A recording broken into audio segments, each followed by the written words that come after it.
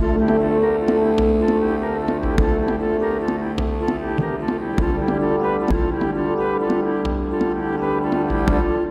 सवाल आज हमको इसलिए पूछना पड़ रहा है क्योंकि हाल ही में यूपी में कई जगहों पर पाकिस्तान के समर्थन में नारेबाजी हुई है। यहाँ तक कि देश विरोधी नारेबाजी करने वालों के लिए राज्य के सीएम योगी आदित्यनाथ की चेतावनी भी बेअसर साबित हो रही है।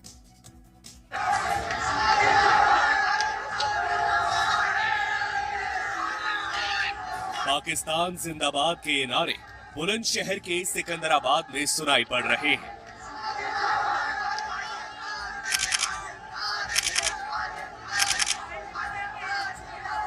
और ये जुलूस है बीएसपी की टिकट पर निकाय चुनाव जीती बब्बू परवीन के समर्थकों का। ये वीडियो सामने आने के बाद बीजेपी ने प्रशासन से देशद्रोह की कार्रवाई करने की मांग की है, तो पुलिस ने भी बब्बू परवीन और उनके 150 समर्थकों के खिलाफ केस दर्ज कर लिया है। आज सुबह मैंने वो वीडियो देखी है, उसमें पाकिस्तान जिंदाबाद के नारे लगाए गए हैं, जो कि राष्ट्रद्रोह की श्रेणी में आता है और उनके खिलाफ सख्त से सख्त कार्रवाई होनी चाहिए। और अगर इसमें कोई कार्रवाई नहीं होती है तो हम लोग भी, चूंकि हमारे देश के खिलाफ उन्होंने नारे लगाए हैं, कोई भी कदम उठाने के लिए स्वतंत्र होंगे और भी जिससे बात करनी होगी उचित माध्यम से हम बात करेंगे। थाना सिकंदराबाद का इस तरीके का वीडियो वायरल हुआ है जिसमें आपत्तिजनक नारे लगाए जा रहे हैं। इसमें जो अभी नव निर्वाचित वहाँ की जो चेयरमैन है वो श्रीमती बब्बो और परवीन, उनके खिलाफ अभियोग पंजीकृत किया गया है। इसके अलावा 100-150 लोगों के खिलाफ उसमें अज्ञात मुकदमा पंजीकृत है। यूपी में हाल फिलहाल में पाकिस्तान के समर्थन में नारेबाजी का मामला सिर्फ बुलंदशहर में ही नहीं सामने आया। नवंबर के आखिरी हफ्ते में गाजियाबाद के शहीद नगर में AIMIM की रैली में पाकिस्तान जिंदाबाद के नारे लगने का आरोप लगा। हालांकि AIMIM ने इसे खुद को बदनाम करने की साजिश बताया था। कभी भी जब हम स्टेज लगाते हैं तो एक तरफ हम अपनी पार्टी का झंडा लगाते हैं, दूसरी तरफ राष्ट्रीय ध्वज साथ लगाते हैं। हम उसका पूरा मान सम्मान करते हैं। रैली बहुत लंबी होती है।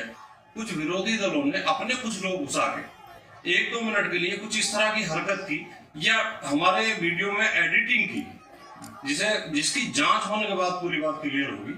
तो ये उन लोगों का काम है, हमारे लोग इस तरह की हरकत कर ही नहीं सकते।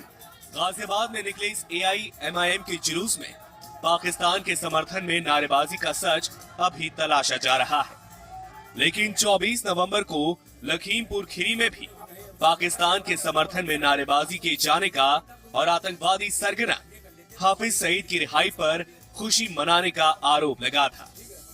लखीमपुर खीरी में देश के खिलाफ भावनाएं भड़काने के इन आरोपों के बाद खुद यूपी के मुख्यमंत्री योगी आदित्यनाथ ने कहा था कि देशद्रोह को बर्दाश्त नहीं किया जाएगा।